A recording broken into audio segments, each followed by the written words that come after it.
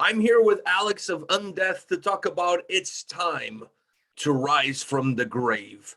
Out April 22nd on Prosthetic Records. How are you doing today? I'm doing all right, man. How about yourself? Not bad, not bad at all. So let me ask you this. What were your personal expectations for this record, considering what you guys had done on your debut album and perhaps what you learned from those experiences? That's a good question. I think personally, I just kind of wanted us to step it up and not repeat ourselves. I didn't want to just get into the studio and record Legions of a Different Kind Part 2. I wanted to like expand upon the things that I think are cool about Undeath, and I wanted to make this album feel like a natural step up and progression from the last record. So that was my mindset going into it for sure. Did the rest of the guys share your views, or they all had their own personal agendas outside, obviously, of what the band wanted? I'm sure they did. I think everybody in the band, we place a lot of like internal pressure on ourselves to just execute at a level that we're all proud of. So I'm sure going into recording the record, all the guys were trying to just do the best that they could. What was more stressful for you, or challenging perhaps, the debut album or the sophomore? Honestly, probably the debut, because, and I know that's kind of like goes against the norm of what people expect, but when we were recording Legions, we really didn't have a lot of time to get everything together.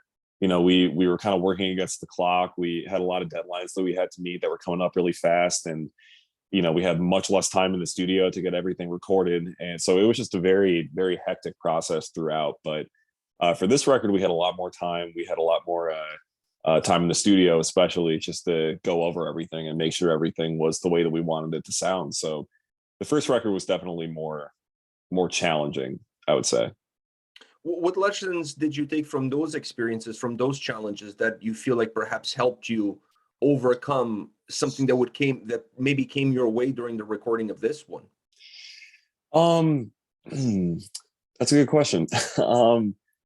Honestly, like just with my personal performance and just like the way that I approach my vocals, I think I learned on this record how to be like a little bit more patient with myself, if that makes sense. Because when we were doing the first record, I was really just trying to get everything done as fast as possible, and I wasn't really allowing myself like the self-discipline to go through and make everything the way that I wanted it to 100% sound. And with this one, I had to kind of forcibly slow myself down and make sure I was doing justice to like all of the takes. So that was definitely a lesson that I learned on this record.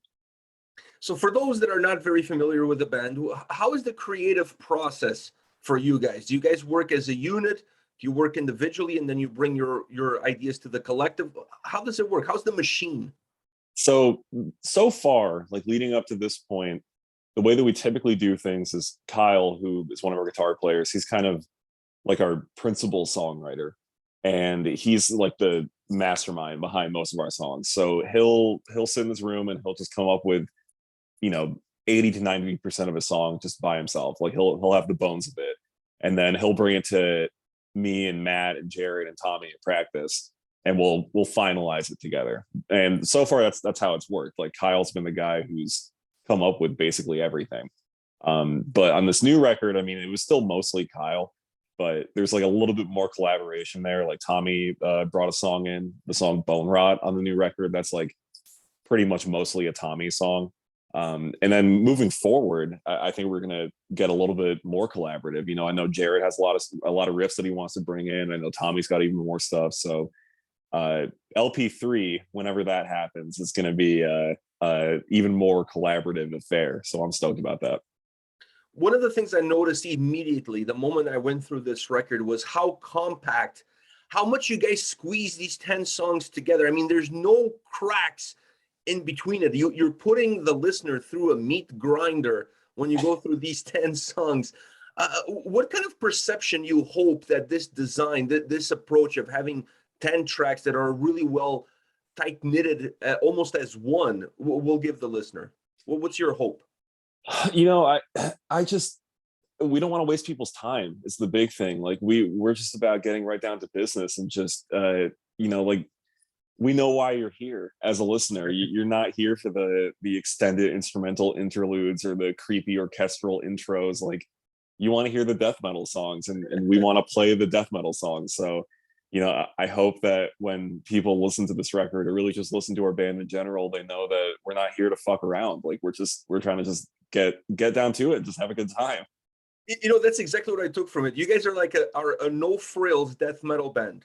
What you see is what you get. Like there's no point on trying to peel layers. Just press play and get ready to be absolutely destroyed across, in this case, across 10 tracks. That was my experience. I was like, wow, there was no room for me to even catch my breath. But then you guys also allowed the record to be short in length, and even the songs are not very long. So is that something that you do consciously, thinking that the listener is going to be putting through this process, that if we extend the album, if we extend the songs, maybe we're going to overextend ourselves? Yeah, definitely. I mean, we like, I don't know. I mean, I think about all of my favorite albums, like the metal albums that I love the most and that I most importantly like re-listen to the most often, and they're all like 30-35 minutes tops. It's just like I think there's merit in creating something that, like, writing and recording a 60-70 minute long album. I think there's a lot of bands that can pull that off, but most of the time I just feel like brevity is the soul of wit. Like you gotta, if you can say it in fewer words, you should say it in fewer words. And I think that that's kind of the modus operandi of our band. We're not here to waste anybody's time. We have songs that don't need to be 6, 7, 8 minutes long. Like we can say what we need to say in 3.5 minutes and get out of there. So it's definitely intentional for sure. Yeah, you guys definitely don't overstay your welcome. As far as this record is concerned, when you look at the sound on this album, how much of this record, and perhaps even how much of the band, is it rooted in old school death metal, and then how much of it has more of a modern touch to it? I think it's a little bit of everything. I think we draw just as much influence from the classic stuff, like Cannibal Corpse, Autopsy, Morbid Angel. Like those are obviously huge influences for us, but we listen to our contemporaries and like more modern bands just as much. We love bands like Fetid, we love bands like Cerebral Rot, love bands like Gravesend, Frozen Soul. Like those are our peers, and we take tons of inspiration just to see what our peers are doing. And also beyond that, like we get tons of inspiration from like even more classic heavy metal, like beyond, like further back than death metal. Like we love Judas Priest, we love Iron Maiden, like we love just the archetypal metal bands because they knew their way around a hook, they knew their way around a big riff and a big chorus, and that's really important to us. Is there something in your mind sound wise that defines this record, that becomes like maybe the shape of what the DNA of Undeath is going to be all about? I think like the Undeath sound is just like the big riff. I think that's what we're always in search of, is just having like the big riff being the centerpiece of the song. So I think whatever we structure around that, whether that's like a big hook, a big chorus, like a really fun like vocal pattern on the verses, all of that, in my mind at least, like the other guys might disagree with me, but the way that I view the songs is like all of that is in service of just like the riff. And I say the riff with like Italian hands, but that's how I see it, at least. What about the lyrics? Are the lyrics an expression of you, or are they a result and perhaps the expression of the music that you guys are creating? The lyrics, I mean, like just like everything that we do in the band, I think the lyrics just exist to service the song as a whole. We don't really write lyrics as a band to just kind of like slap them on top of the song and call it a day. Like everything kind of has to elevate everything else. So when we're thinking about lyrics, it really just comes down to like, are these going to be snappy? Like, are the vocal patterns going to be memorable when you listen to them? Are the lyrics in the chorus going to be like fun and enjoyable to scream along to? Like, so everything kind of has to work in service of everything else.